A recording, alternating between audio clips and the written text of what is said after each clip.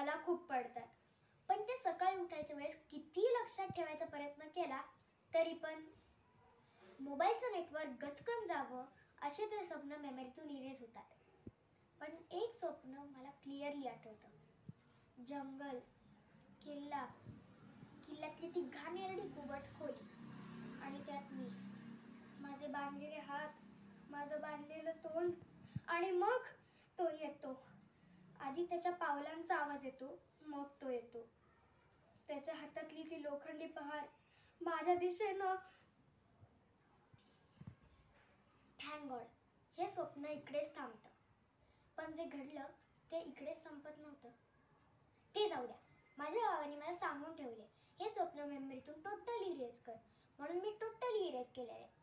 मेमरीतून erase होऊ शकतं, पण स्वप्नातनं सोडा. माझा डॅशिंग बाबा, माझी येडपट पण लवेबल आई, माझे रॉकिंग आजोबा आणि माझी ड्रिंचेक आजी. We are a rocking family. आणि समीर, सगळं काय आत्ताच सांगायचंय का? थांबा जरा. ये तो सिर्फ ट्रेलर था, पिक्चर तो अभी बाकी है मेरे दोस्त.